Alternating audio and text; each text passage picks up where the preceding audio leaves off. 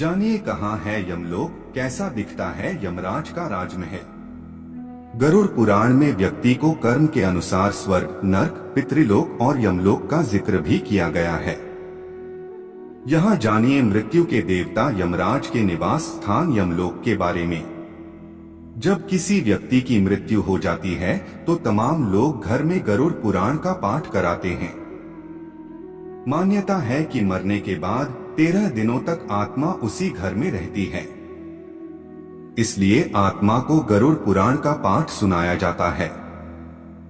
ऐसा करने से व्यक्ति को यमराज के दंड से मुक्ति मिलती है और सद्गति प्राप्त होती है। साथ ही इसे सुनने से अन्य लोगों को भी धर्म के मार्ग पर चलने की प्रेरणा मिलती है। गरुड़ पुराण में व्यक्ति को कर्म के अनुसार स्वर्ग और नर्क लोक मिलने का जिक्र किया गया है।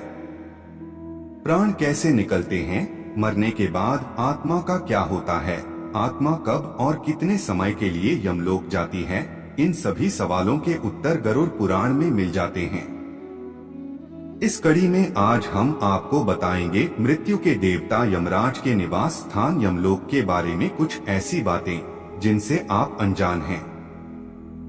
यहाँ जानिए कैसी है यमराज की नगरी।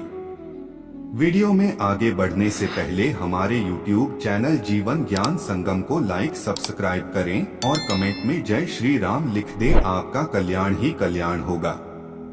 एक गरुड़ पुराण और कठोपनिषद में यमलोक के बारे में कहा गया है कि मृत्युलोक के ऊपर दक्षिण में 86,000 योजन की दूरी पर यमलोक बसा है।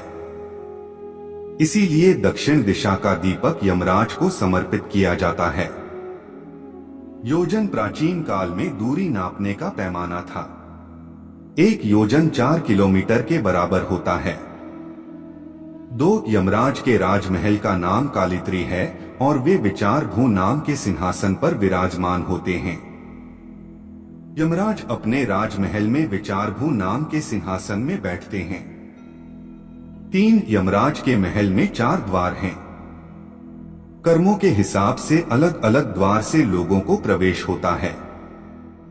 पापी लोग दक्षिण दिशा से प्रवेश करते हैं, दान पुण्य करने वाले लोगों का प्रवेश पश्चिमी द्वार से होता है।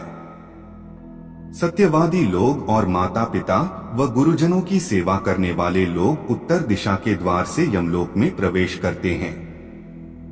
4 उत्तर वाले द्वार को स्वर्ग का द्वार माना जाता है। यहाँ गंधर्व और अप्सराएं आत्मा का स्वागत करती हैं। 5, 6 यमराज के सेवकों को यमदूत कहा जाता है। महांड और काल पुरुष इनके 2 रक्षक हैं और वैद्यक द्वारपाल हैं। इसके अलावा 2 कुत्ते यमलोक की रक्षा करते हैं। 6 यमलोक में ही चित्रगुप्त का निवास है। चित्रगुप्त महाराज लोगों के कर्मों का लेखा जोखा रखते हैं। चित्रगुप्त के भवन से 20 योजन दूरी पर यमराज का महल है। 7 यमराज के भवन का निर्माण विश्वकर्मा द्वारा किया गया है। यमराज की सभा में कई चंद्रवंशी और सूर्यवंशी राजा रहते हैं, जिनकी सलाह और ज्ञान से यमराज प्रेत आत्माओं को कर्म के अनुसार फल देते हैं। 8 यमलोक में पुष्पोदका नाम की नदी बहती है। इसके किनारे पर सुंदर छायादार वृक्ष लगे हैं। यमलोक की यात्रा के दौरान आत्मा कई बार इन वृक्षों के नीचे विश्राम करती है। पितरों द्वारा किया गया तर्पण और पिंडदान इसी स्थान पर आत्मा को प्राप्त होता है। आज के लिए बस इतना ही, मिलते हैं न्यू वीडियो पर। जय हिंद, जय भारत।